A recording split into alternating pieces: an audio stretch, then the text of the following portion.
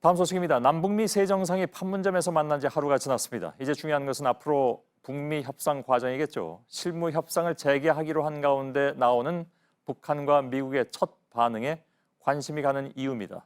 이한길, 김소현 기자가 차례로 전해드리겠습니다. 판문점 회동을 마친 도널드 트럼프 미국 대통령이 우리 시각으로 오늘 오전 미국에 도착했습니다. 백악관으로 돌아온 직후에는 트위터에 지난 사흘간 너무 많은 놀라운 일이 일어났다고 썼습니다. CNN 등 미국 언론들 역시 두 정상의 만남을 역사적인 순간이라며 대대적으로 보도했습니다. The first time that a US president has met a North Korean leader at the DMZ. 마이크 폼페이오 미 국무장관은 실무 협상이 곧 시작될 거라고 말했습니다. Probably next 2 or 3 weeks, probably around the middle of the month, would be my guess, at a place yet to be determined. 협상팀은 자신과 스티븐 비건 대북 특별대표가 계속 맡게 될 거라고도 했습니다. 1, 2차 북미 정상회담을 주도했던 북한 통일전선부 대신 외무성이 협상에 나설 것으로 보입니다. We'll have the foreign ministry as our counterpart. I don't know exactly who from the foreign ministry, but it's likely to be one of a couple people. JTBC 이한길입니다. 이번 남북미 정상의 만남을 두고 정치권은 대부분 역사적인 사건이라고 평가했습니다. 다만 자유한국당은 약간 좀 복잡한 분위기인데 긍정적이라고 평가를 하면서도 문재인 대통령에 대해서는 역시 날을 세웠습니다. 강희연 기자입니다. 한국당은 남북미 정상의 만남을 일단 긍정적으로 평가했습니다. 교착 상태에 빠져 있는 북핵 협상을 타개할 좋은 신호라고 생각합니다. 과거 남북 정상회담 또 북미 정상회담을 위장 평화쇼라고 비난했을 때와는 딴판입니다. 당시 한국당 기대와는 달리 역풍만 있었기 때문입니다. 회담 자체는 긍정적이라고 했지만 우리 정부 역할에 대해선 강하게 비판했습니다. 특히 문재인 대통령이 회담에 참석하지 않은 걸 문제 삼았습니다. 문재인 대통령이 운전자로 시작해 중재자를 자처하더니 이제는 개그로 전락한 것 아닌가 싶습니다. 민주당은 한국당은 과거 트럼프 대통령의 방한 요청 자체를 굴욕 외교라고 하지 않았냐며 물밑에서 노력한 정부를 의도적으로 비난하고 있다고 주장했습니다. JTBC 강연입니다. 예, 어제 북미 정상회담 이후에 저희 JTBC는 미국 내 전문가 8명에게 이 상황을 어떻게 보는지를 물어봤습니다. 워싱턴 연결해서 직접 들어보죠. 임종주 특파원이 나와 있습니다. 자, 미국 내 전문가들이 유연한 접근에 주목하고 있다. 이런 반응이 있다고 했는데 구체적으로 어떤 내용인가요? 네, JTBC가 이곳 전문가 8명의 의견을 들어봤는데요. 대체로 트럼프 대통령이 회담 직후에 언급한 이 발언에 주목했습니다. 먼저 들어보겠습니다. 예. Sanctions remain, yes. But at some point during the negotiation, things can happen. 이 발언은 예. 트럼프 대통령이 그동안 비핵화할 때까지 제재 완화는 없다고 말해온 것과 비교하면 표현이 다소 유연해졌다는 겁니다. 그러니까 미국의 전략, 그러니까 대북 접근 방식에 변화가 있다. 이렇게 해석해도 된다는 얘기인가요? 네, 우선 수미테리 전략국제문제연구소 선임연구원은 김정은 위원장이 일부 제재 완화의 대가로 영변 외에 추가 핵시설과 같은 다른 뭔가를 협상 테이블에 제공할 수 있다면 중간 단계의 의미도 할 수 있다는 의미라고 해석했습니다. 또 켄 가우스비 해군 분석센터 국장은 좀 더 유연한 접근을 포함한 대북 전략의 변화를 예고하는 신호일 수 있다고 말했습니다. 예. 최근 비건 미 국무부 대북 특별대표가 워싱턴에서 유연한 접근의 필요성을 언급한 바가 있는데요. 같은 맥락으로 보여집니다. 예. 그러면 전략이 변화한다면 그에 따른 결과도 예상을 좀 해봐야 되는데 어떤 전망들을 하고 있습니까? 네, 전문가들은 대체적으로 실무 협상에 달려있다는 분석을 내놨습니다. 북미 간 격차를 줄이려는 노력이 남아있고 구체적인 결과물을 도출해낼 수 있을 때 다음 북미 정상회담도 가능할 것으로 전망했습니다. 예. 자, 강경파인 존 볼턴이 판문점에 오지 않았습니다. 알아서 빠진 거냐 아니면 그냥 빠뜨린 거냐 여러 가지 얘기가 나오는데 어떻게 보고 있습니까, 거기선? 네, 볼턴 보좌관의 트위터를 보면요. 그 시간에 몽골을 방문한 것으로 보입니다. 슈퍼매파 또 대북 강경파로 불리는 볼턴 보좌관에 대해서 북한은 그동안 인간 오작품이다, 멍청해 보인다 이렇게 비난해왔습니다. 북한의 이런 거부감을 의식해서 일부러 뺀 게 아니냐는 해석이 나오고 있습니다. 지난번 하노이 회담장에는 볼턴이 있었습니다. 예. 그럼 볼턴 대신 다른 사람이 판문점에 갔는데 그건 누굽니까? 네, 정치 전문 온라인 매체는 트럼프 대통령이 볼턴 대신에 터커 칼슨을 북한에 데리고 갔다고 전했습니다. 칼슨은 폭스 뉴스 진행자입니다. 중요한 대목은 최근 대이란 보복 공격을 트럼프 대통령이 10분 전에 중단시킨 배경에 칼슨의 조언이 주요했다고 알려져 있습니다. 칼슨은 이란 공격을 주장한 볼턴을 호전적이라고 강하게 비난해왔습니다. 볼턴 입장에서는 결정적인 순간에 칼슨에게 2대0 완패를 당한 셈이 됐습니다. 트럼프 대통령은 볼턴을 두둔하는 모습을 보여왔지만 워싱턴 일각에선 이번 일을 계기로 볼턴의 거취와 연관짓는 말들이 빠르게 돌고 있습니다. 예. 알겠습니다. 워싱턴의 임종주 특파원이었습니다. 잘 들었습니다. 자, 바로 이어서 저희들이 예고해드린 대로 문정인 대통령 통일외교안보 특보와 얘기 나눠보도록 하겠습니다. 어서 오십시오, 교수님. 네, 예, 안녕하세요. 오랜만에 뵙습니다. 네. 예. 방금 임종주 특파원이 얘기한 것을 좀 이어서 가볼까요? 네, 예. 볼턴이 빠진 것은 어떻게 보십니까? 이제 그 국면이 좀 바뀌고 있다고 봐야 될까요? 실제로? 뭐 아마 한국 정부가 볼턴을 싫어해서 그런 거 아닌가 하는 느낌도 드네요. 아, 그런가요? 예, 북한도 싫어하니까요. 예, 알겠습니다. 답변이 너무 짧으셔서. 글쎄요, 그 워싱턴에서는 오늘 저 어디 나온 기사를 보니까 이방카가 너무 좀 나선다라는 비판이 워싱턴에서는 있다고 했는데 들리는 바로는 이번 회담을 성사시키는데 그 뒤에서 이방카가 한 역할이 무시할 수 없을 정도로 있다라는 얘기가 있습니다. 혹시 관련해서 들으신 얘기라든가 판단하신 바는요? 글쎄 오늘 워싱턴 포스트에도 이번 판문점 이벤트를 만드는데 이방카가 큰 역할을 했다는 이런 보도가 나왔죠. 예. 그리고 어제 이제 트럼프 대통령이 오산 그 미 공군 기지에서 그 마이클 폼페오하고 이방카 두 분을 그 연단위에 올려놓고 이제 아주 뭐 농담도 곁들이더군요. 뭐 칭찬을 해주고 한 걸로 봐서는 이방카의 역할이 분명히 있지 않았는가 생각이 되는데 근데 그걸 떠나서요. 작년 4월에 이제 제1차 북미 정상회담을 어디서 하느냐는 논쟁이 많이 벌어졌었거든요. 뭐 그래서 뭐 하노이다, 싱가포르다, 뭐 유럽의 특정 국가의 얘기 나왔었는데 그때 한국 정부에서는 상당히 이제 판문점에 서길 바랬었죠. 그래서 북미 정상회담 끝난 다음에 남북미 정상회담하면 상당히 좋을 것 같다는 그런 의견을 미 측에 전달을 했고 아마 그게 트럼프 대통령에게도 전달이 됐다고 저는 알고 있습니다. 그 과정에서 그걸 이방카가 전달했다라는 글쎄 그거는 뭐 그거에 대한 설이 여러 가지 있는데 어떻든 간에 그래서 판문점이 그 리얼리티 쇼적 측면에서 그 트럼프 대통령의 어떤 위상을 높여줄 수 있다라고 하는 그런 것이 각인되지 않았는가 하는 생각이 들어서요. 이번 아마 오사카 G20이 왔을 때 서울 방문하면서 판문점을 선택한 거 아닌가 하는 그런 추론이 가능할 것 같습니다. 판문점에서 열리도록 하는데 우리 정부가 지속적으로 예를 들어서 설득을 하는 과정이라든가 이런 것들이 있었습니까? 작년 4월에는 뭐 여러 경로를 통해서 우리 정부 측에서 미국 측에 판문점이 상당히 최적일 것 같다.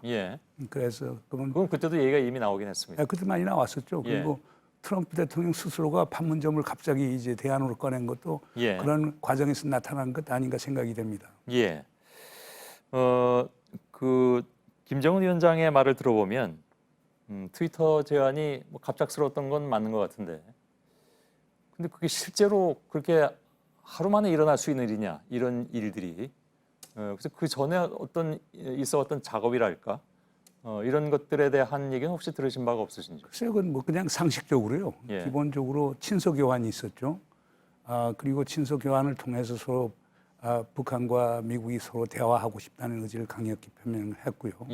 특히 북측 입장은 결국에 톱다운 어프로치를 해야 되겠다는 거니까요. 톱다운 어프로치를 해서 현 교착 국면을 풀어나가려고 하면은 결국 트럼프 대통령하고 그 회동이 상봉이 또 필연적일 것이고 이런 맥락 속에서 그 트위터는 하나의 트리거 역할을 한 것이고 그런 일련의 과정 속에서 북미 정상 간 상봉의 여건들이 성숙되지 않았는가 생각됩니다. 물론 이제 여기서 간과할 수 없는 것은 트럼프 미 대통령이 내년에 이제 선거를 앞두고 있다는 것이고 그래서 뭐 일반적인 평가이긴 합니다만, 분석이긴 합니다만은 선거를 앞두고 당연히 이 이벤트를 잘 활용하는 것이다. 어느 정도 효과를 거뒀다고 판단하십니까? 글쎄, 미국인은 지인 저에게 이제 이메일을 보내왔는데 예. 바로 판문점 그 이벤트가 벌어질 그 즈음에 민주당 대선 후보 TV 토론이 있었답니다. 예. 그것이 결국에 판문점 행사 중계 때문에 완전히 빛이 갔다라고 하는 얘기를 하면서 예. 정치적으로 결국 하노이 정상회담 할 때 마이클 코헨 청문회를 낸시 펠로시 하원 의장이 주도해서 열었지 않습니까? 예. 그래서 이제 그 한 방을 얻어맞았다라고 하면은 일종의 복수. 이번에는 일종의 그렇게 복수를 했다는 얘기가 예. 나오는데요. 근데 그 시간까지 계산했을까요? 그걸 떠나서도요. 근데 예. 기본적으로 트럼프 대통령 입장에서는 그런 국내 정치적인 운신의 폭을 넓히는데도 뭐 이용할 수 있겠지만은 예. 우선 그 현재 북핵 교착 상태가 해결이 돼야 트럼프 대통령의 정치적 운신의 폭도 넓어지는 거거든요. 예. 그러니까 그런 의미도 이제 분명히 있었고요. 그 다음에 또 우리 남북 관계가 지금 교착 상태에 있다는 걸 트럼프 대통령이 잘 아니까 또 예. 이런 기회를 통해서 남북 간의 어떤 관계 개선의 어떤 모멘텀도 마련해 주려고 하는 것 아닌가. 그러니까 일석삼조라고 얘기할 수가 있겠죠. 예.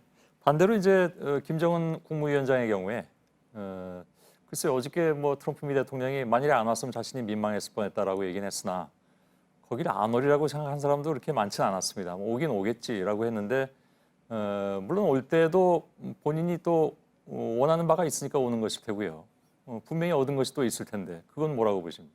글쎄 우선 지난 2월 27일, 28일 하노이 2차 북미 정상회담에서 상당한 타격을 받은 건 분명한 사실이거든요. 후일담이 많이 나왔죠. 그러니까 하노이 충격을 극복하는데 예. 상당히 큰 도움이 되지 않았는가 생각이 됩니다. 그리고 그것도 다른 사람이 아니고 예. 세계의 최강의 국가라고 하는 미국의 대통령이 먼저 만남을 요청했다라고 하는 점에서는 김정은 위원장으로서는 국내 정치적 입지가 상당히 좋아지겠죠. 예, 그것도 잘 이용을 하겠죠. 네. 오늘 나온 보도도 보면 그런 것 같고요. 그런 면에서 글쎄 어제 그 만남이 뭐 여러 가지 극적 효과를 거둔 것은 틀림이 없어 보이는데 특히 이제 두 사람이 서로 쌓여있던 일종의 특히 이제 김정은 위원장한테 쌓여있던 일종의 트라우마랄까 그런 것들은 지금 오늘 북측의 보도를 보면 완전히 해소된 것 같긴 합니다.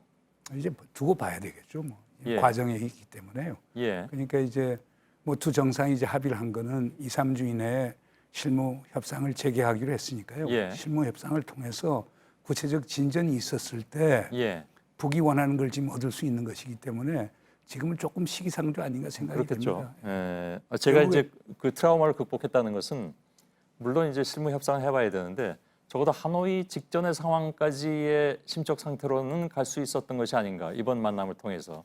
이런 건 있었을 것 같아요. 예, 우리가 그때 하노이 상황을 복기를 해보면은 예, 하노이에서 트럼프 대통령이 결국 박차고 나온 셈이거든요. 뭐냐면 트럼프 김정은 위원장은 더 소위 협의를 하고 싶었을 예, 때 예. 결국에 자 우리 그 노란 봉투에 넣은 자 우리가 원하는 핵 화생 무기 미사일 이거 전부 폐기하라. 예. 그럼 북한 경제 밝은 미래를 보장해주겠다고 해놓고 던지고 나온 거거든요. 예, 그 후에 트럼프 대통령의 행보를 보면은 예. 그 김정은 위원장에 대해서 상당히 미안하게 생각하는 게 많았던 것 같아요. 우선 어떤 면에서 그랬습니까? 그러니까 가령 예를 들어서 나는 지금도 김정은 위원장에 대해서 변치 않은 신뢰를 갖고 있다. 나는 좋은 관계에 있다. 예, 나는 대화를 하고 싶다. 계속 이런 메시지를 보냈거든요. 그러니까 그거는 저 70 중반에 노 정치인이 예. 30대 중반의 젊은 정치인에 대해서 어떤 미안한 감을 가졌고 그런 것을 이번에 만남으로써 그걸 부분적으로 해소해 줄 수 있는 것 아닌가 하는 그런 예. 느낌이 좀 듭니다.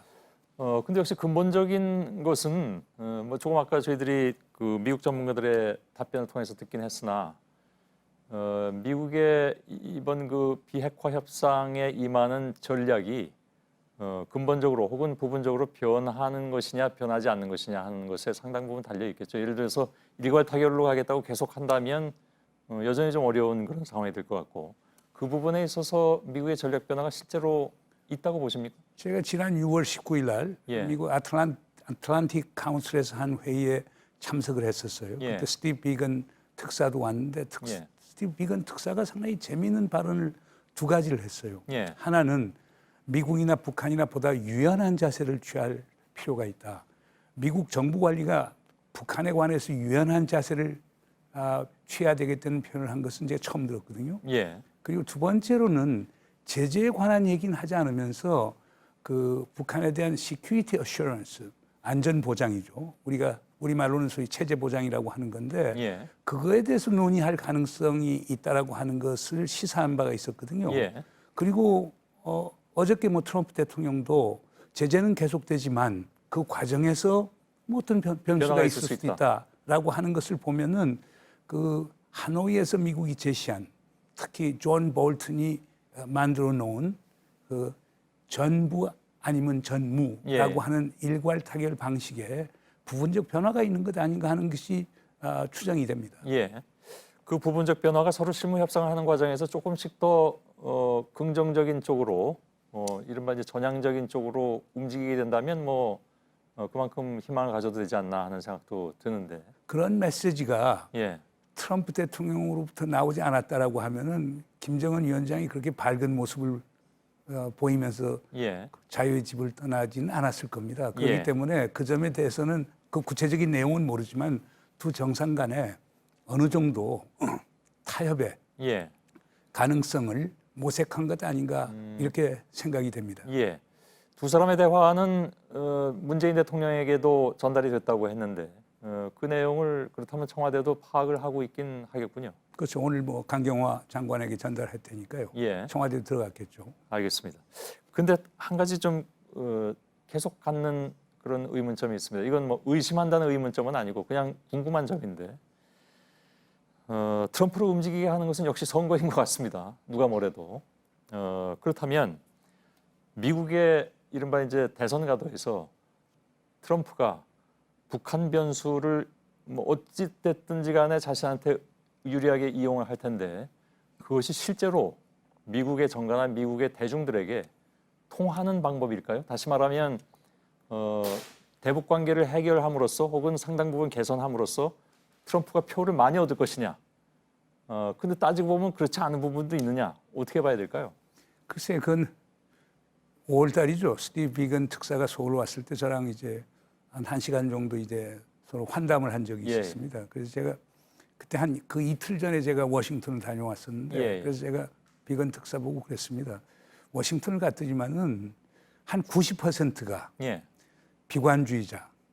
대북 관계 그러니까 비핵화에 대해서. 비핵화 협상의 전망에 대해서 90%가 비관주의자, 회의주의자, 냉소주의자더라. 예. 그중에 한 10% 정도가 낙관적 전망을 가졌는데 그 10% 중에서도 9%는 조심스러운 낙관론을 펴고 예. 한 1% 정도가 잘 될 거라고 하는 낙관론을 갖더라.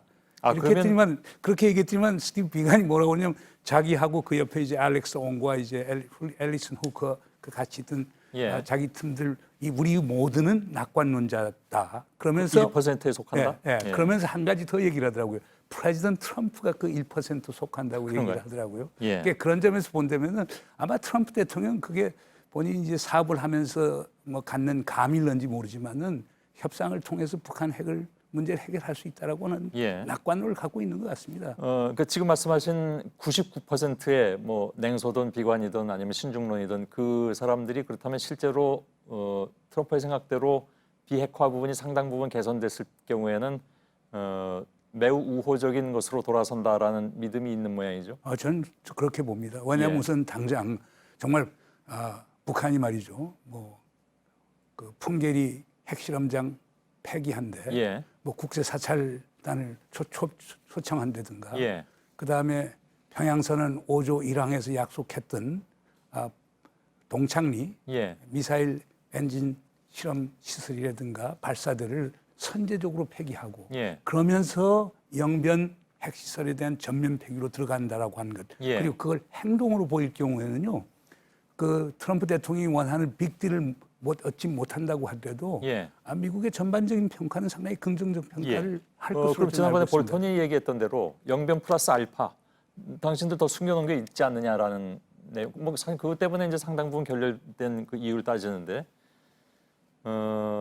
어저께 판문점의 두 사람의 회담에서 혹시 그런 부분이 논의가 되면서 미국 입장에서 혹은 북한 입장에서 한 발짝씩 더 뭐 내놓을 것, 다시 말해서 한 발짝씩 더 양보할 것이 논의가 됐을까요? 글쎄, 그에 대해서는 제가 이제 추정하기가 어려운데요. 예. 그러나 이제 우리가 뭐에 주목해야 되느냐면요. 2월 28일 한밤에 그 리용호 외무상이 예. 기자회견을 했었어요. 그때 이제 그 트럼프 대통령이 발언에 대해서 수정을 가면서 어떤 얘기를 했었느냐면요. 예. 그 자기들이 제의한 영변 핵시설을 전면적이고 영구적으로 폐기하는 예. 한 경우에, 그리고 미국이 그에 대한 상응 조치를 했을 때는 그 과정을 통해서 신뢰가 쌓이게 되면 추가 조치를 할 수 있다고 얘기를 한 적이 있거든요. 예, 예. 저는 그 리용호가 얘기하는 추가 조치와 그 다음에 미국에서 얘기하는 플러스 알파라고 하는 게 접점이 좀 있을 수 있다고 봅니다. 예, 그래서 예. 제가 볼 때는 영변 플러스 알파에서 영변 D를 통해서 북미 간의 신뢰가 쌓이게 되면은 예. 알파 문제는 얼마든지 이제 논의할 수 있는데, 하나 여기서 주의할 게 있습니다. 그것은 뭐냐면 입증의 책임은 미국과 우리 측에 있는 겁니다. 예. 북의 입장에서는 감추려고 그러겠죠. 그러겠죠. 그러니까 우리가 확실한 정보와 데이터를 갖고 북이 소위 거부할 수 없는 예. 그런 그 증거를 갖고 북과 이제 토의를 해 나가야 되겠죠. 그러면서 북이 거기에 자발적으로 협력할 수 있도록 만드는 게, 그게 앞으로 어떤 외교적 노력이 어떤 중요한 부분이 아닌가 생각이 됩니다. 예. 알겠습니다. 마칠 텐데요. 네. 짤막하게 한 가지만. 그래서 이제 4차 회담이라고 불러야 되는데 앞으로 열릴 회담은 언제쯤 가능할 것으로 예상을 하십니까? 글쎄, 예단하기엔 쉽지는 않을 것 같은데요. 그러니까 그랬을 것 같습니다. 예. 왜냐하면 실무 협상을 통해서 구체적인 진전이 있었을 때, 예. 그리고 다음 정상회담이라고 하는 것은요, 북미 간의 합의를 보고 타결하고 예. 이제 구체적 행동으로 들어가는 단계이기 때문에 예. 그 4차 북미 정상회담을 예단하기는 상당히 그렇겠죠. 어렵다고 예. 생각합니다.